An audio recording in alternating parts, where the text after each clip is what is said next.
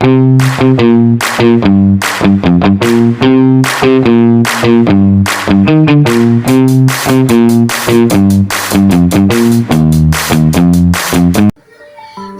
my name is Dasha and I'm from Grade A Confidence Class.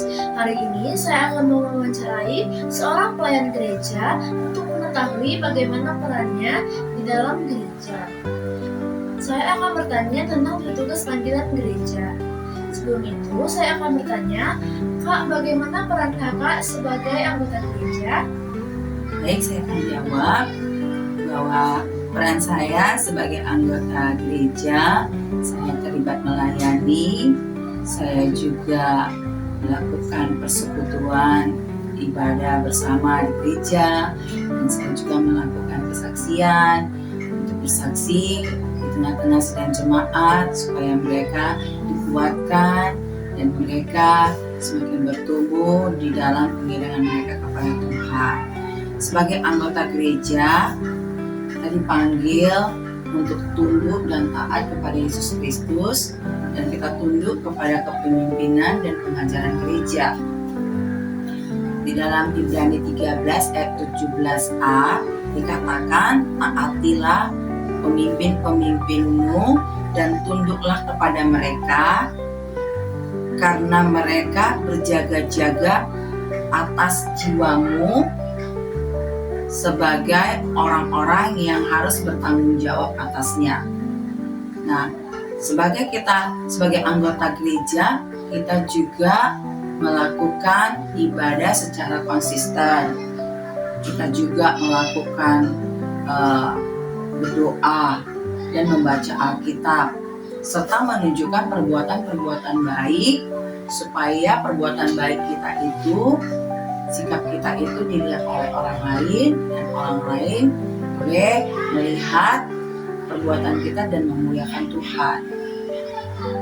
Dan di dalam kita sebagai jemaat, anggota jemaat, kita juga harus bisa membangun hubungan yang baik sesama pelayan di gereja, dan juga kita terlibat di dalam pelayanan, baikkah itu memimpin pujian, baikkah itu menyampaikan firman, bahkan juga kita berdoa, berpuasa, itu kan semua pelayanan.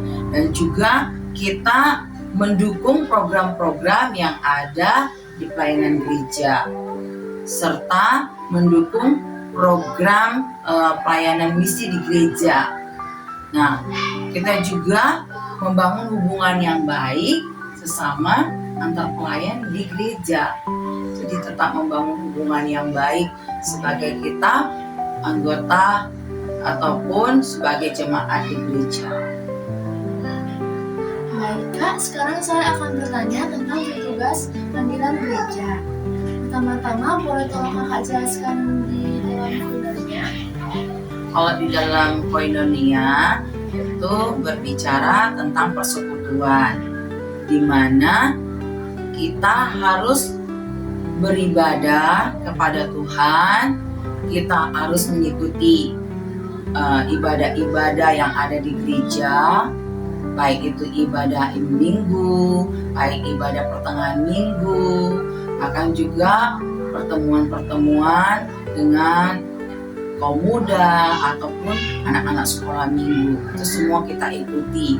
Seperti kalau kita melihat di dalam Alkitab, di dalam Kisah Para Rasul 2 ayat 41 tentang jemaat yang pertama, mereka itu berkumpul di satu rumah melakukan pengajaran rasul-rasul, dan juga mereka itu membagi-bagikan roti, ya kan? Dan mereka berkumpul bersama-sama beribadah.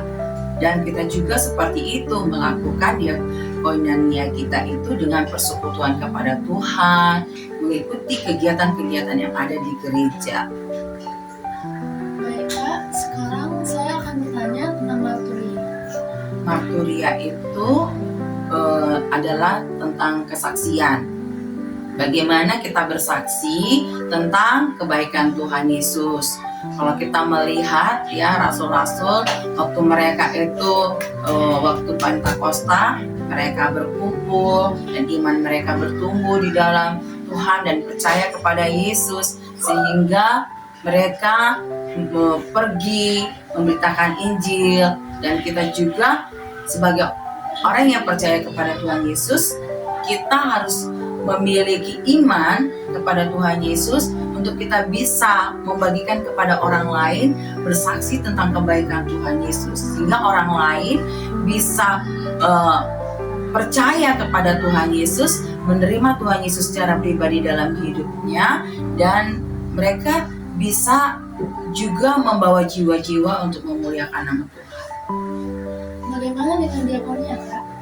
Kalau diakonia itu kita melayani ya, dan kalau kita melayani itu tidak dibatasi kepada orang-orang tertentu saja, tetapi ini khusus kepada orang-orang yang sangat membutuhkan.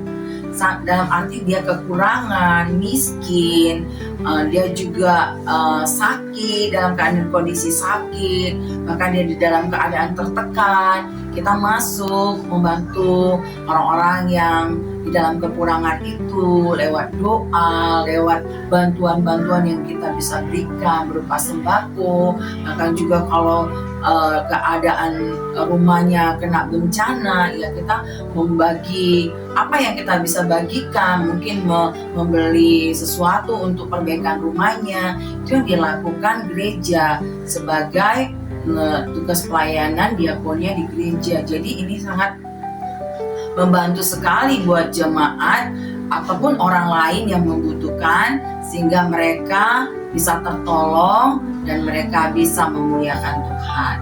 Itulah kalau dari pelayanan diakonia.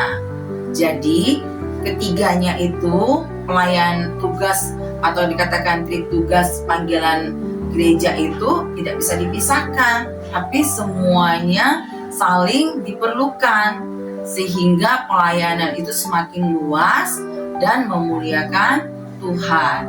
Itulah pelayanan atau tugas yang ada di gereja. Baik Kak, terima kasih sudah menjawab. Sekian dari saya, terima kasih.